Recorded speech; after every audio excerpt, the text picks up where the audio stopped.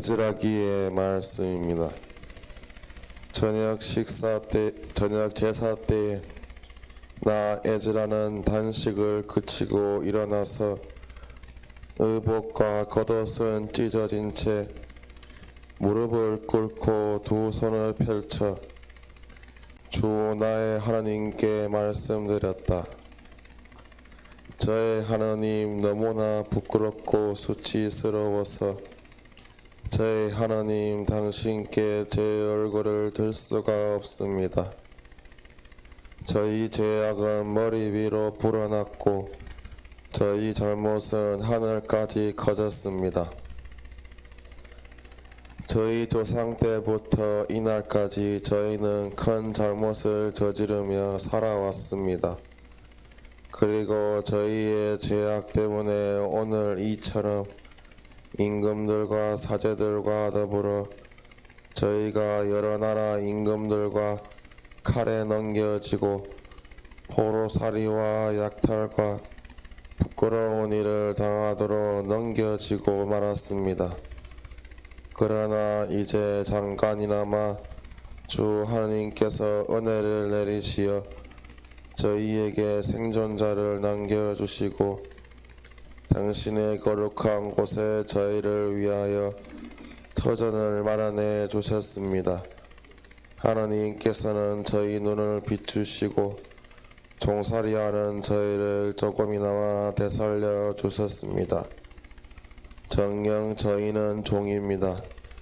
그러나 하나님께서는 종살이하는 저희를 버려두지 않으시고 페르시아 임금들 앞에서 저희에게 자애를 베푸시어 저희를 되살리셔서 하나님의 집을 다시 세우고 그 폐허를 일으키도록 해 주셨고 유다와 예루살렘에 다시 성벽을 쌓게 해 주셨습니다. 주님의 말씀입니다.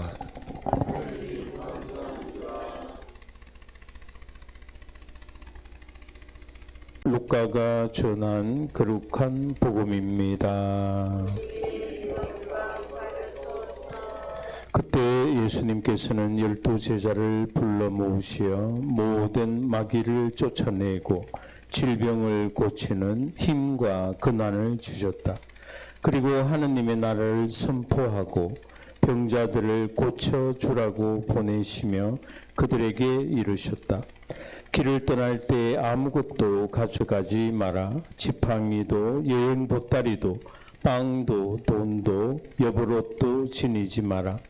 어떤 집에 들어가거든 그곳을 떠날 때까지 거기에 머물러라. 사람들이 너희를 받아들이지 않으면 그 고를 떠날 때 그들에게 보이는 증거로 너희 발에서 먼지를 털어버려라. 제자들은 떠나가서 이 마을 저 마을 돌아다니며 어디에서나 복음을 전하고 병을 고쳐 주셨다. 주님의 말씀입니다. 복음의 말씀으로 저희를 구원하소서. 예.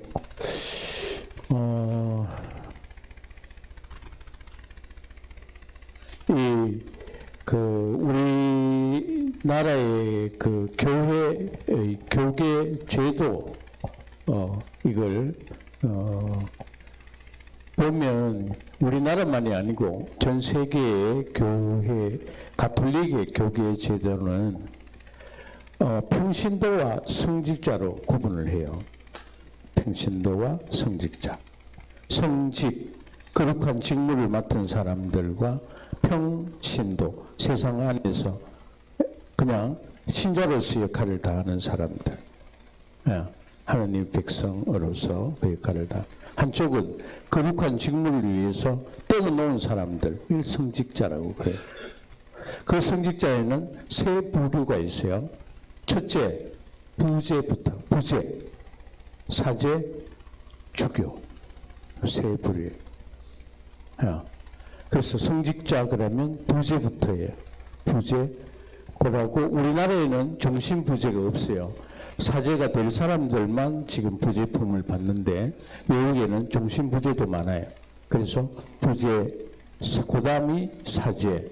어떤 높은 계급으로 이야기하기보다는 하는 일에 따라서 나누다 보니까 그 다음이 주교예요.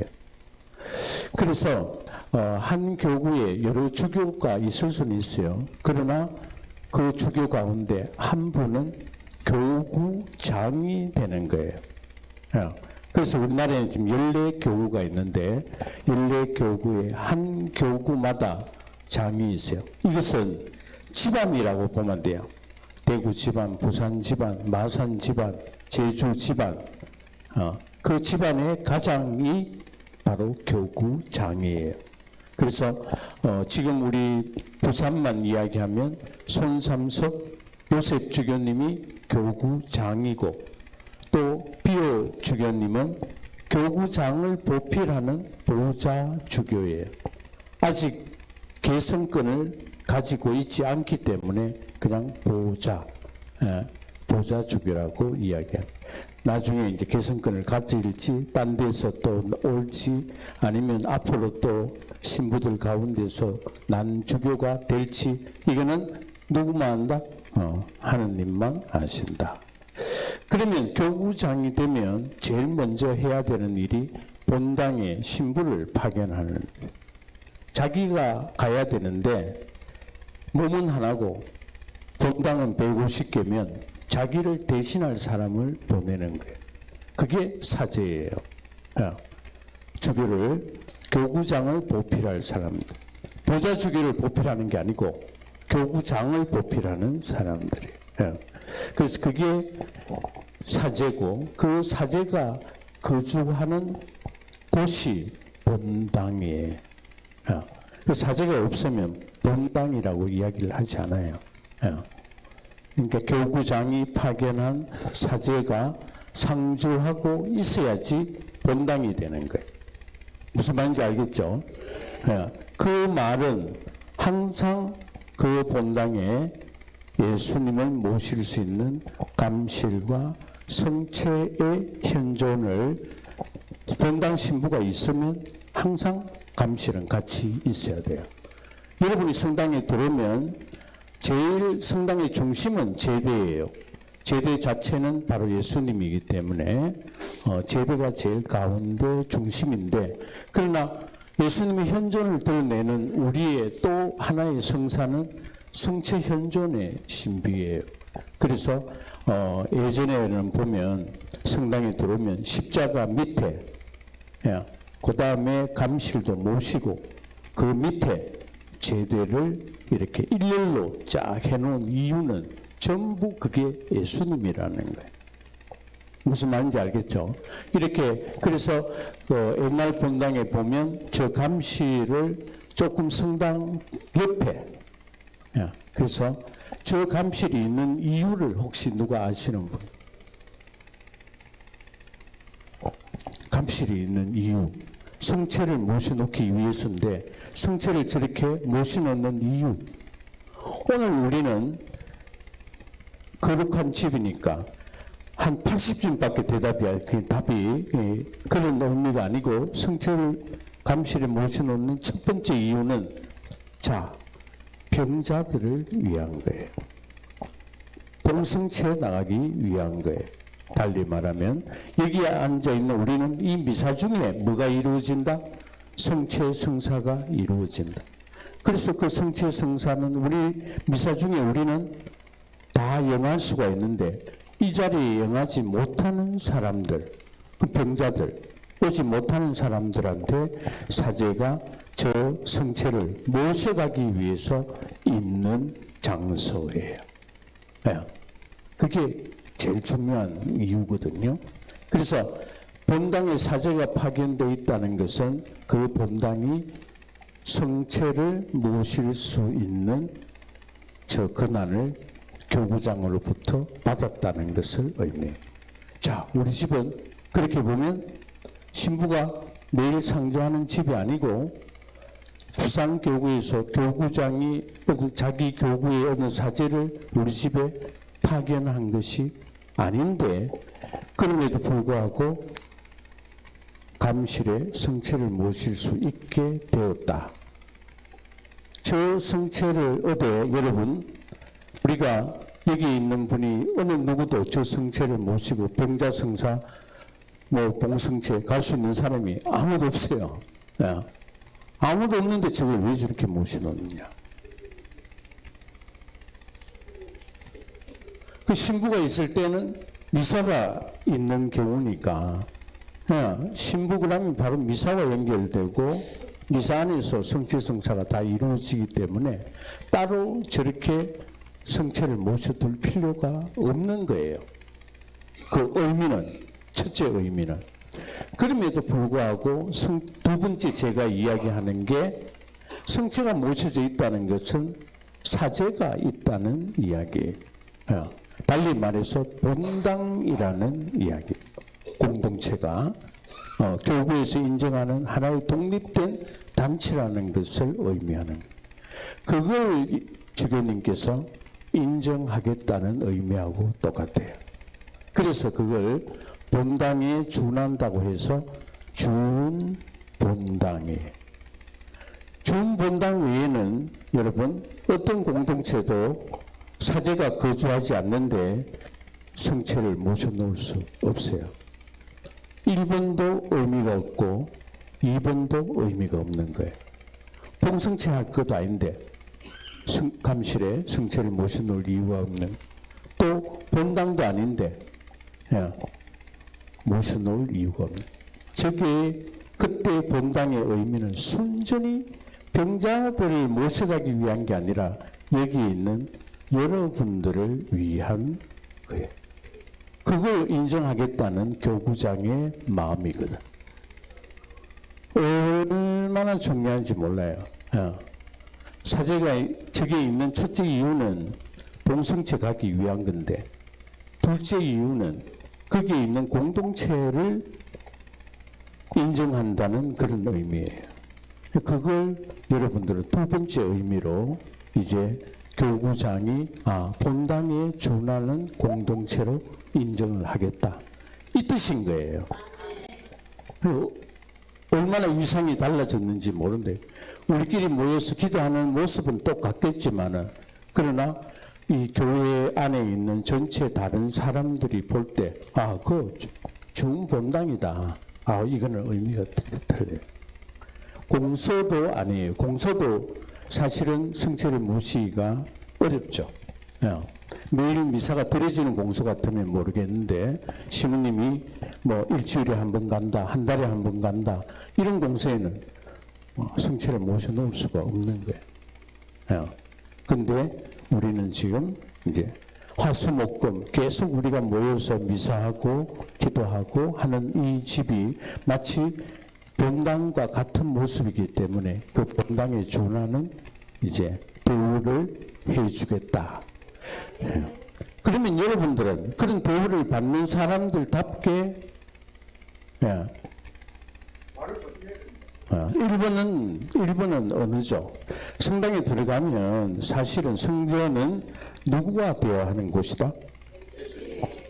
그러니까 예수님과 대화하는 곳에 여기에 어떤 원장님의 그런 욕설만이 아니라 그것만이 아니라 서로 여기 와서 앉으면 옆에 아무나 간 인사하고 손잡고 사무엘처럼 자고 자는 거야 뭐라 하겠나 조용하게 자기가 자니까 성당을 들어오면 일단 예수님이 있다고 생각을 하고 그 예수님의 현존이 바로 성체로서 드러나고 있기 때문에 옆에 딴 사람하고 이야기하는 장소가 아니다는 그거는 밖에 나가서 그러면 이야기도 못하는데 욕은 그러면 택도 없지 그거는 이 성전에서 또 강론 중이야 물론 욕설이 나올 수도 있는데 가능하면 거룩한 성체를 모시고 있는 그런 마음으로 그런 언어에도 항상 조심을 해야 되고 우리가 오늘 루카시 이래 양복까지 딱 이래 입고 오셨으니까 오늘 이런 이야기 들으려고 아마 미리 준비했는 것 같은데 오늘 우리가 들은 일독서가 그래요. 독서가 에즈라 독서가 이는 바빌론 유배에서 이제 막 돌아온 시기거든요. 제일 먼저 하는 일이 뭐였겠어요? 제일 먼저 하는 일이 흩어져 있던 하느님의 말씀, 모세오경이 처음으로 집성되고 편집되는 시기가 요 기원전 6세기예요. 6세기.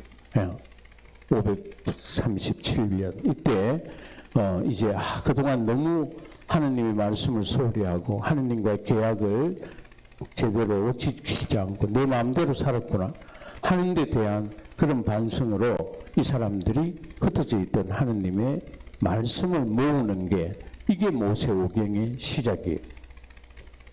그러고 난 다음에 바로 이 계약계를 모실 이 계약을 십계명 하느님과의 약속을 모실 계약계를 다시 그 계약계가 있을 집을 벽돌을 쌓고 기원전 950년이죠. 솔로몬 때 처음 지었던 그 하느님의 집을 새롭게 시작하는 일이 이 사람들이 돌아와서 한 일이에요. 하나는 하나님의 말씀을, 하나는 성전을 짓는 일이에요.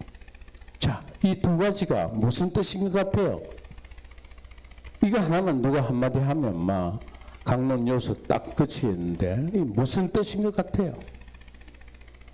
오늘 에스라가 저렇게 반성하고 뉘우치고 결심하는 것처럼 결국은 하느님 중심으로 살겠다는 게 나의 삶이 나의 어떤 신앙생활이 내가 우선이 아니고 정말 하느님 말씀 중심 또 성전에 계시는 그 하느님과의 약속을 중심으로 내 삶이 이루어져야 된다는 강력한 표시예요.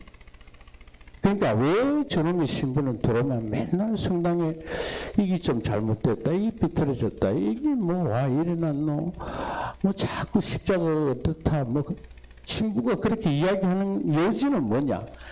자기들이 해놓은 그 자리를 보면 여러분들의 뭐가 보인다? 여러분의 삶이, 여러분의 마음이, 여러분의 자세가 보인다는 거예요. 드러난다는 거예요. 대충 뭐 깨끗한지 안 깨끗한지 뭐 어디 시모님 여기 앉아 있는 것만 해도 우리가 뭐 얼마나 뭐 이런 생각이기 때문에 내 바깥의 삶이 정말 하나님 중심으로 될 때 더욱더 이 안에 있는 이게 전례예요. 우리가 행하는 것만이 전례가 아니라 우리가 행해 놓고 있는 모습들도 다 전례인 거예요. 그러니까 어느 집에 탁 들어가서 그 사람 딱 해놓은 것만 봐도 이 사람 기도하고 사는 사람이다. 이 사람 신자다. 이 사람 뭐 대충 뭐 겉으로 폼만 내는 폼만 잠시 이게 딱딱 다 드러났어요. 아니 그냥 놨대요. 코 자는데 코 골지 이야기는 코 안 고는 사람 누가 있어? 오늘 사무엘이 오늘 기분이 좀 나쁘니까 너무 건드리지 말고 가만히 놔둬 있어. 그래서 중요하다네. 그래서 안 그래도 앞으로 뭐 원장님 또 생각이 있으신 것 같은데 좀 더 이 집 성당을 좀 더 넓힐 수 있으면 우리 오는 분들도 많고 하니까 좀 더 넓히고 좀 더 계획적으로 사실 여러분 성처를 모셔놓은 저 감실도 우리가 뭐 저렇게 감실을 꾸미는 이유가 뭐 자랑하려고 하는 것이 아니라 바로 우리의 마음이 제일 드러나 있는 곳이기 때문에 그래서 좀 깨끗한 옷도 입고 이렇게 주일 미사를 참여하고 하는 이유도 거기에 있는 거예요.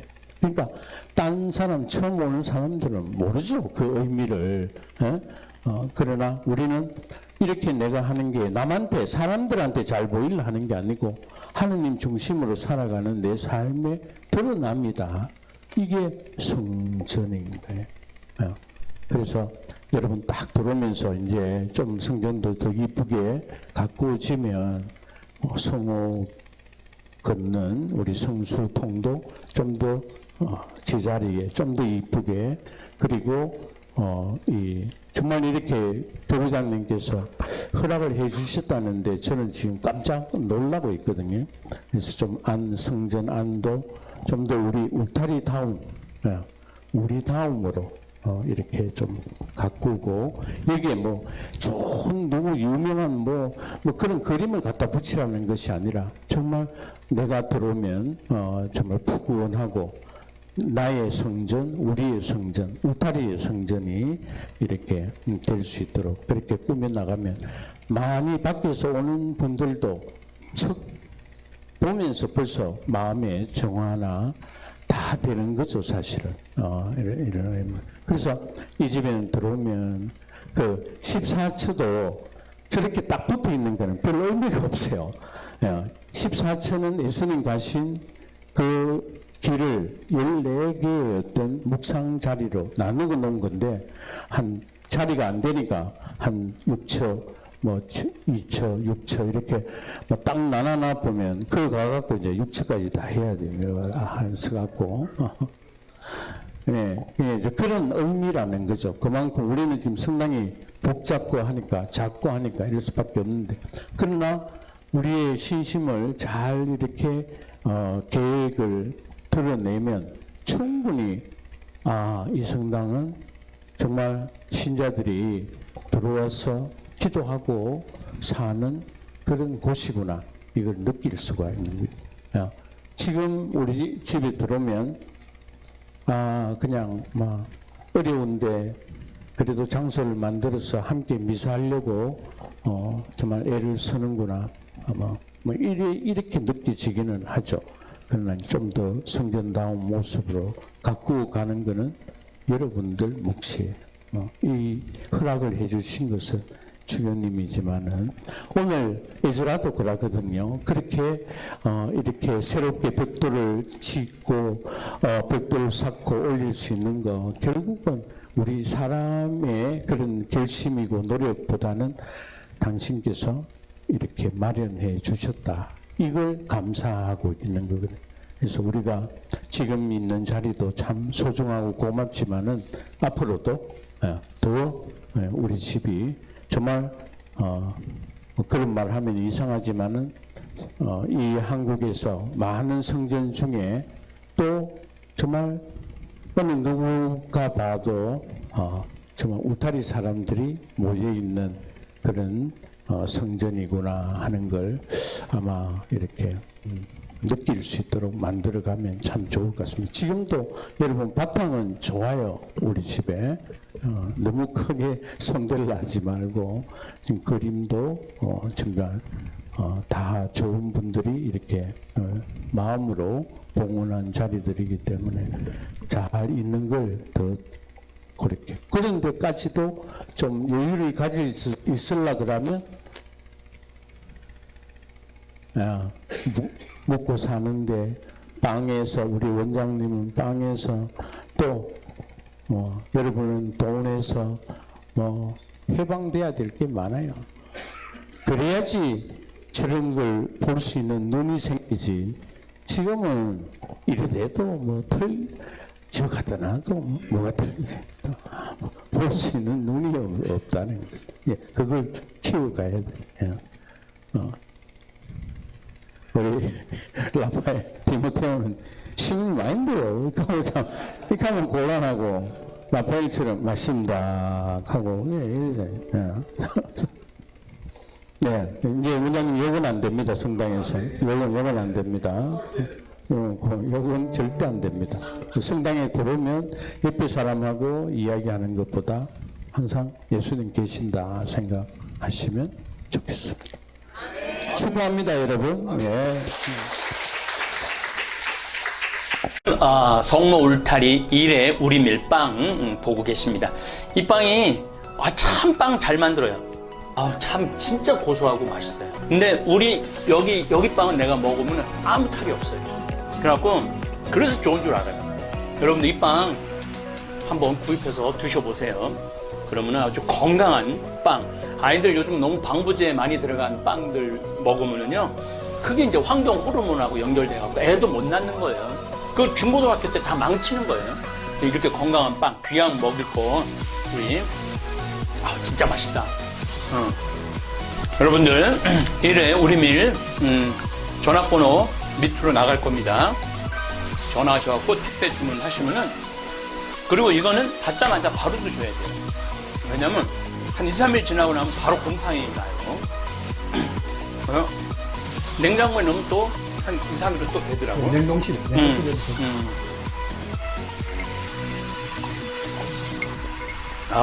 진짜 맛있네. 여러분들 양산 성모 울타리 1회 우리밀 하느님께서 마련해 주신다, 그런 뜻이죠? 예. 하느님께서 마련해 주신다 그래서 1회 우리밀 빵 많이 애용해 주시기 바랍니다. 맛 좋고 믿음 가는 순수 우리 밀빵 찐